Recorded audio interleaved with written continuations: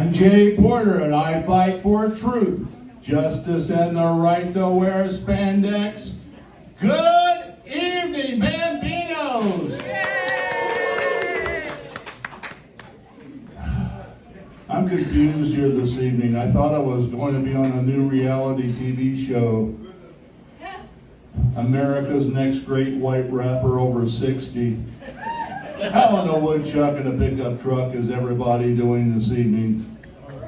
I know a lot of you all show up at one of these small comedy events hoping to see that next up-and-coming young comedian with that urban hip vibe.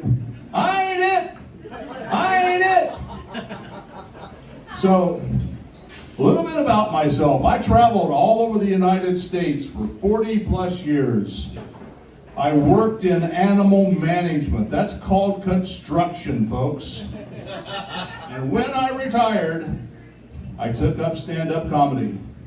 I actually wanted to become an Instagram influencer, but I was simply unwilling to get the boob job. So I do like to perform stand-up comedy. I like being the one comedian in the lineup where the audience doesn't know if they should laugh or if they should call social services.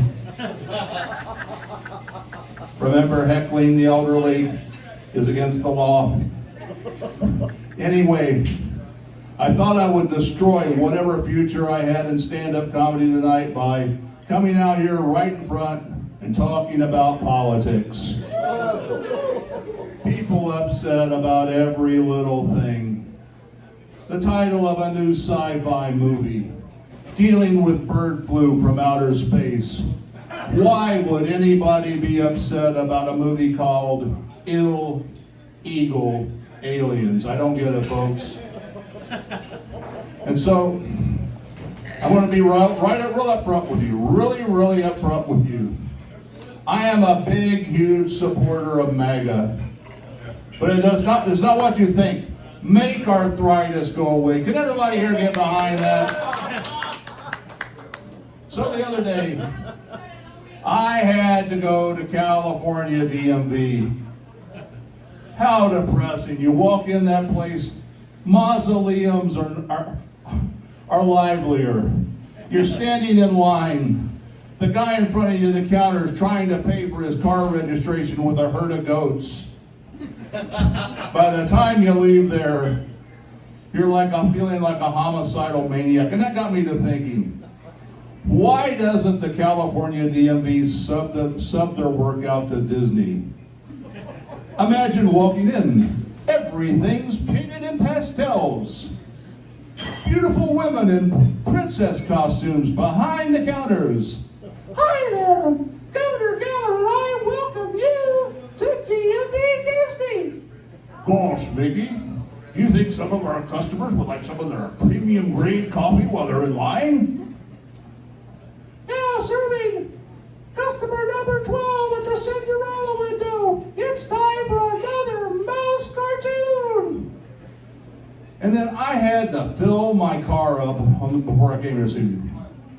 $100. Inflation, it's killing me, it's killing everybody.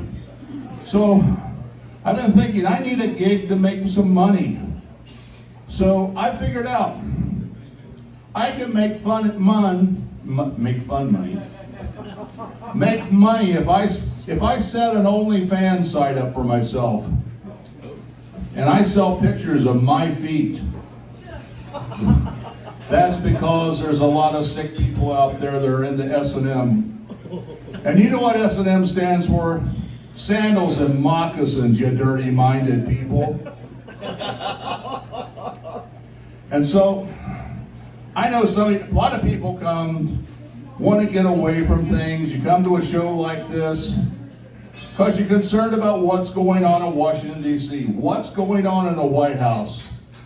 Well, I'm going to explain right now what's going on at our White House in terms so simple, everyone tonight will have an understanding. Right now, our White House is like an overly tight pair of men's jeans. I want to repeat that, an overly tight pair of men's jeans. No ballroom.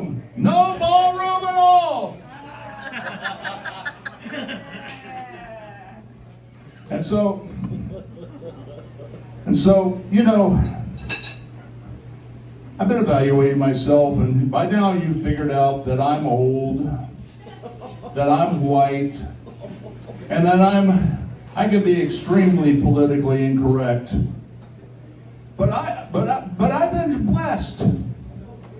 You know, I'm not a good fit for most Bay Area comedy shows, surprisingly. And I've been doing a good number of shows for black comedy producers. And let me just say this, in honor of America's 250th anniversary, that growing up in the hills of West Virginia, I was taught one of those American dreams like you were, that with hard work and perseverance, you could grow up to be anything you wanted to be. But never in my wildest dreams did I ever dream that I would grow up to become an African American comedian. What a great country, folks. What a great country. And the audience was stunned. And so I've been thinking a lot about myself, doing some looking in introspection, and I've kind of self-diagnosed myself. You see, I have an illness, a malady, an ailment. I suffer from a condition. I suffer from OCWD, and that stands for old crazy white dude. Now, that's kind of like being a Karen, but the difference is we're right most of the time. And we have our opinions, and by golly, you're going to hear them whether you want to or not. So one of those is young people. They're always saying, you boomers, you want to go back to the way things used to be. No, I don't want to go back to 3 TV stations. No, I don't want to live in a world without Timu. And I was thinking the other day, back to my youth, I used to love to watch beauty contests. Miss America, Miss USA, Miss Universe. And what do we have now? Miss Gender. How the heck did we get here? Just to let you all know, I did apply for the WNBA draft last week. And they turned me down, not because I identified as a woman, but because I identified as being 22 years old and in physical condition. And so, another thing that I was thinking about the other day, AI girlfriends, wow. And I can see where it's coming from. Do you know UC Berkeley is having a class for freshmen next year in human relations and sexuality? Why? Because they don't want the smart people to die out. They need them to procreate. And so I'm thinking about the process of getting an AI girlfriend. I suppose you get the app, you gotta pick out the hair color, the eye color, the body type, ask some personality questions, and answer the very important freakazoid questions. And remember, Gavin Newsom just signed into law a bill. You can't have 2 AI girlfriends. That's cyber bigamy.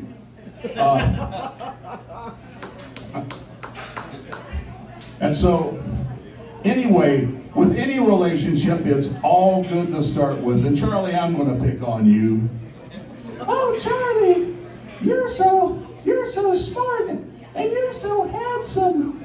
And Charlie, those pictures you sent me, you're so big. And where do you take your AI girlfriend out to dinner?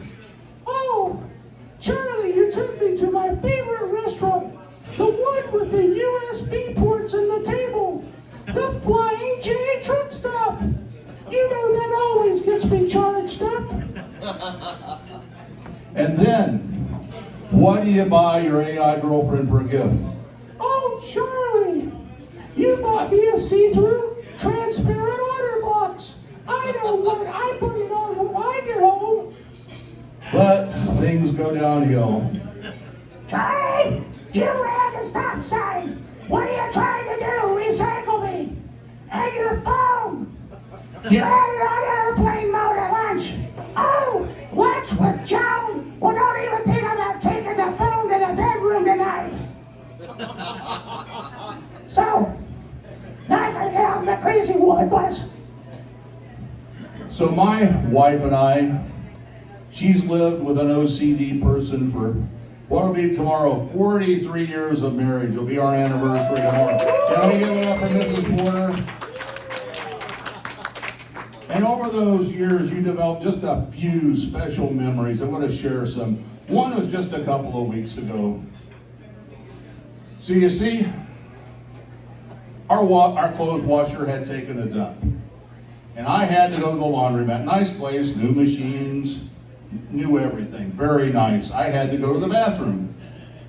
I go in, do a number one, and I'm looking around the room, and I notice no toilet paper, but there was a bidet hose.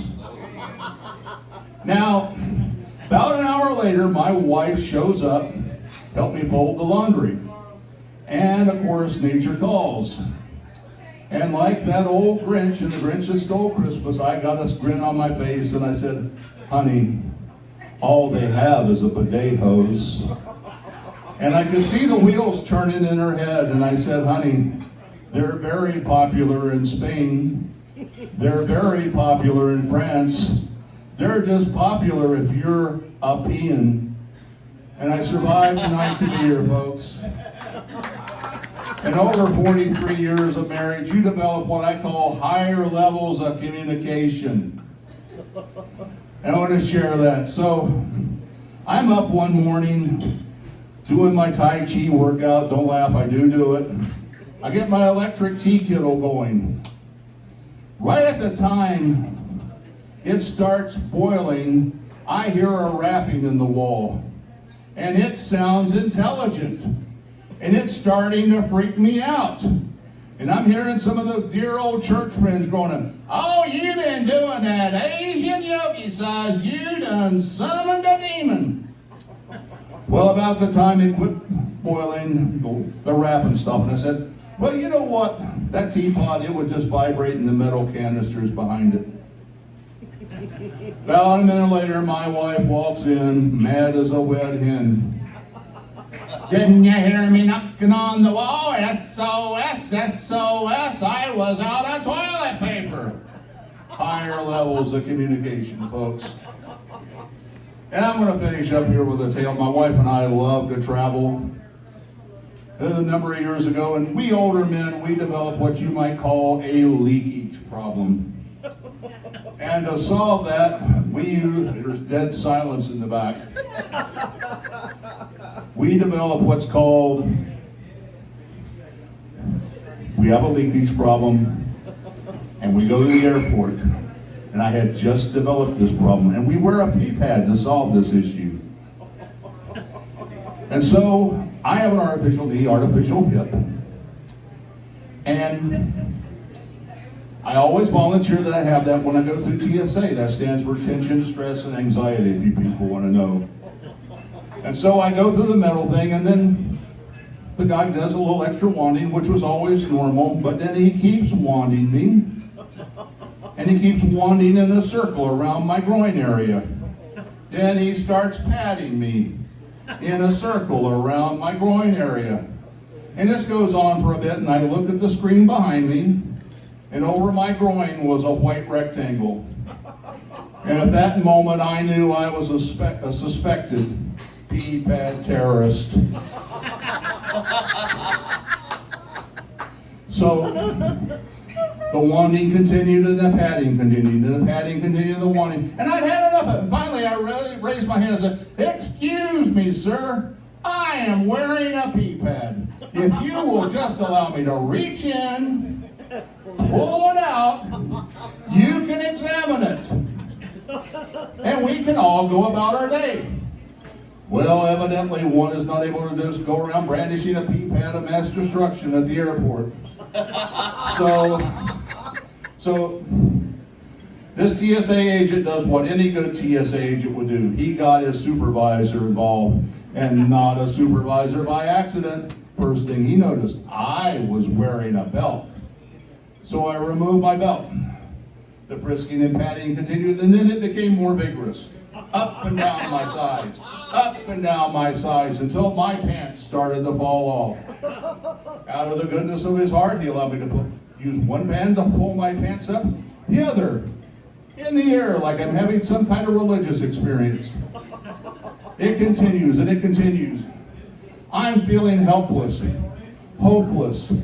I turn around looking for the one person I can depend on in my life, the anchor, my wife, who had turned her back on me and was chortling in laughter. Then the TSA agent told me of an official TSA maneuver called the crotch grapple. After the appropriate or inappropriate crotch grappling was performed, it was determined I was no longer a threat to national security. I stumbled forward, my pants still about to fall off. I was shoeless, and I didn't know if I needed a cuddle or a cigarette. But as God is my witness, I will never, ever wear a pee pad to the airport again. Thank you, I'm Jay Porter.